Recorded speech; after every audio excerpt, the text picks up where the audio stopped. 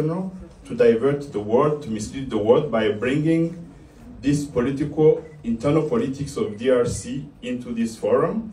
And we thank India for organizing all this, but it's better not to mislead the world. There are certain solutions that are going forward, and Rwanda would like to have our neighbor to take privilege of the peaceful solutions of the conflict. Thank you so much, Excellency. Merci beaucoup. Vous aurez pu parler en français aussi. Mais je parle et j'entends l'anglais. Puisque j'ai compris que vous parliez pour vos autorités aussi, que les écoutent, que vous les avez défendus. Ça, je vous comprends bien, vous êtes dans votre rôle. Mais vous savez très bien que depuis 1994, s'est passé une tragédie au Rwanda, le génocide. Nous avons tous condamné ce génocide en présence des troupes des Nations Unies au Rwanda. Et la République démocratique du Congo, vous êtes d'accord avec moi, n'était pas impliquée dans le génocide. Ça, nous sommes d'accord. Est-ce que le Congo a fait le génocide au Rwanda? Mais quand même, vous vous souvenez Non, je pose la question d'abord. Se souvenir, c'est autre chose. Je dis, est-ce qu'au déclenchement du génocide, la République démocratique du Congo était au Rwanda? C'est non.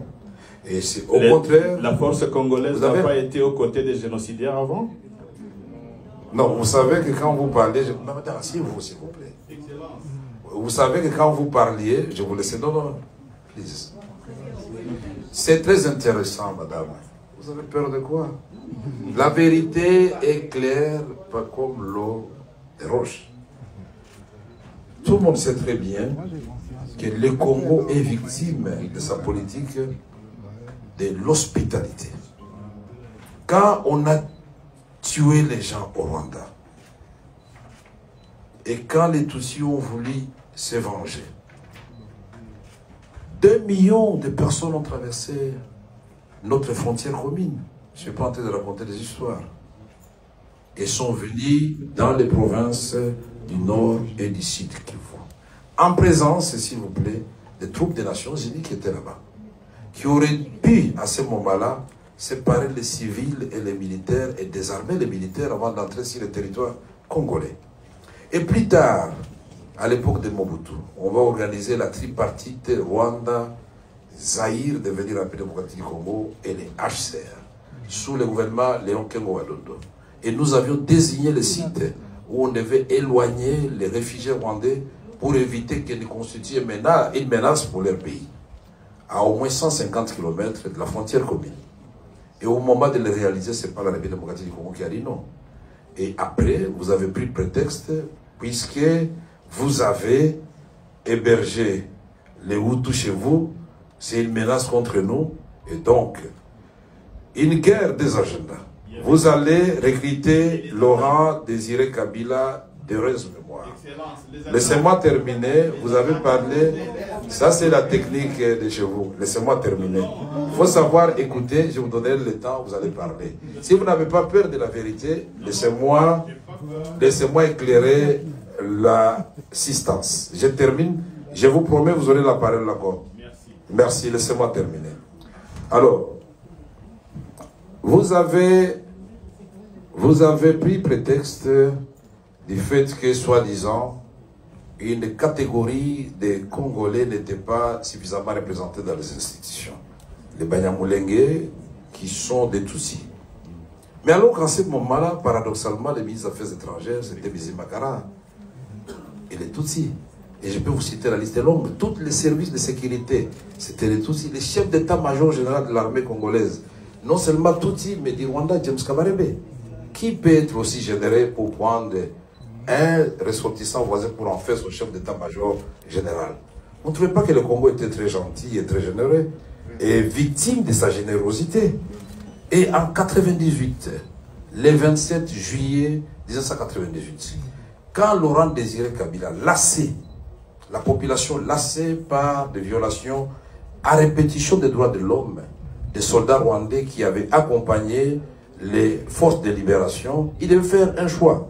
Ou il est du côté du peuple, ou il demande aux officiers et soldats rwandais et ougandais de rentrer chez eux. Le 27 juillet 1998, il a fait le choix du Congo. Et comme par hasard, le 2 août 1998, nous sommes envahis par le Rwanda et l'Ouganda. En Arizona, un avion de CAL, compagnie aérienne congolaise, pour aller atterrir à Kitona, prendre le barrage d'Inga, plonger Kinshasa dans le noir, n'eût été l'intervention de toute la SADC, les Zimbabwe, la Namibie et l'Angola, nous serions aujourd'hui peut-être effacés de la carte. Et donc ces troupes sont venues pour rien. Nous avons menti, il n'y avait pas de guerre, il n'y avait pas d'agression, alors qu'il y a eu le sommet de Victoria Falls, le 8 août 1998, au Zimbabwe, où on a envoyé des avions de chasse à Kisangani, à Goma, pour vérifier si nous sommes effectivement dans une agression. La communauté internationale a mis combien d'années pour reconnaître? Il y a eu la résolution 1234 du Conseil de sécurité, il y a la résolution 15300. Quand vous, les Rwandais et l'Ouganda, vous êtes battus dans la ville de Kisangani, en tuant des jeunes, des femmes, en les jetant dans les rivières, là aussi c'était pour sécuriser les Rwandais? Non, c'était les minéraux du Congo, de l'or, de la province orientale. Et donc, je peux vous faire un développement pour vous démontrer que, mon cher, vaut mieux que nous vivions en bonne entente en tant que voisins. Et pour vivre en bonne entente,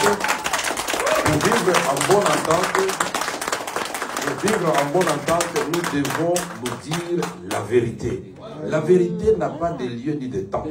S'il faut dire la vérité en Inde, à l'occasion de ce conclave, il faut dire la vérité. Et vous voyez que des chocs des idées va jaillir la lumière. Je pense qu'en partant, vous aurez un message pour vos autorités pour dire que les Congolais veulent la paix.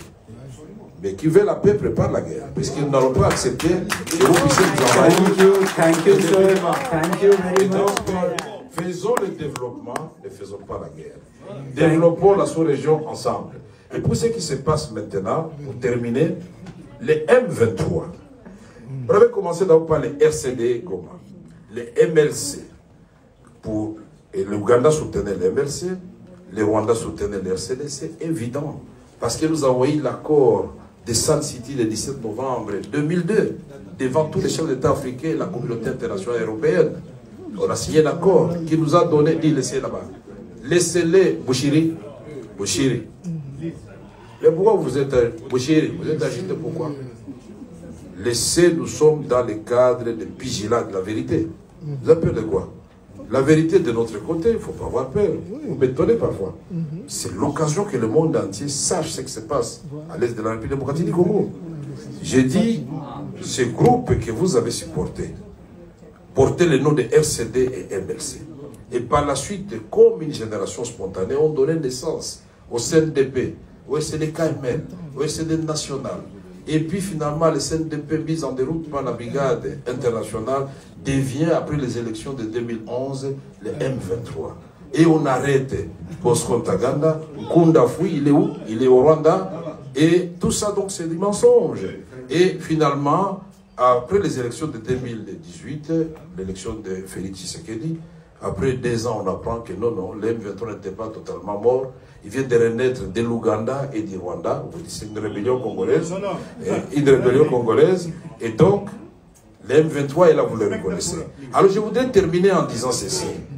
En vous regardant dans les yeux, mon frère et cher voisin. 1. Ce n'est pas Félix Tshisekedi ni les Congolais qui avaient dit que le Rwanda était en République démocratique du Congo. Le premier.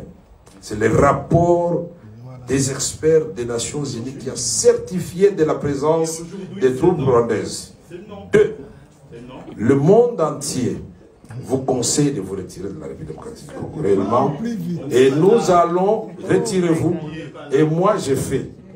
Moi qui vous parle, j'ai suivi que le manager de Mahindra vous avait dit que je suis un faiseur de paix.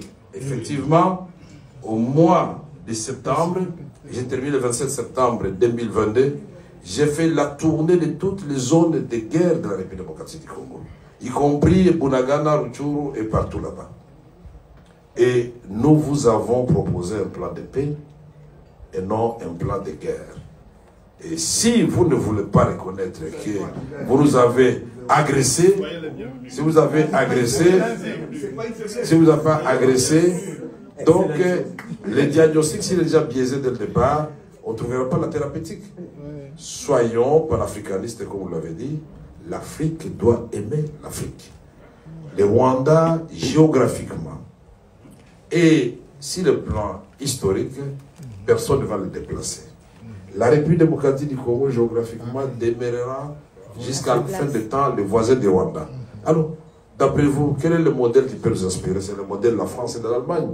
Ils se sont fait la guerre pendant longtemps. Aujourd'hui, ils sont devenus des complices dans le cadre de l'Union européenne. Vous ne voulez pas ça, vous continuez à dire que vous n'êtes pas chez nous. Mais comment vous allez? Attention, à force de nous faire la guerre, regardez-moi s'il vous plaît mon frère, à force de nous faire la guerre, vous êtes en train de nous apprendre l'art de la guerre. Et cet éléphant qu'on appelle la République démocratique du Congo, aujourd'hui, aux jambes un peu brisées, il va s'élever, il va marcher. Mais il ne va pas marcher sur vous. Il va tirer tous les deux voisins vers le développement, vers les rendez-vous avec l'espérance. Parce que notre vocation à nous, ce n'est pas de faire des guerres à des voisins ou ailleurs. Notre vocation à nous, telle que Dieu a placé le Congo au cœur de l'Afrique, c'est de vous aider. Là où vous êtes défaillant sur le plan des ressources naturelles, à vous amener dans le cadre d'une coopération mutuellement avantageuse, à vous sentir à l'aise. Votre semblant d'épanouissement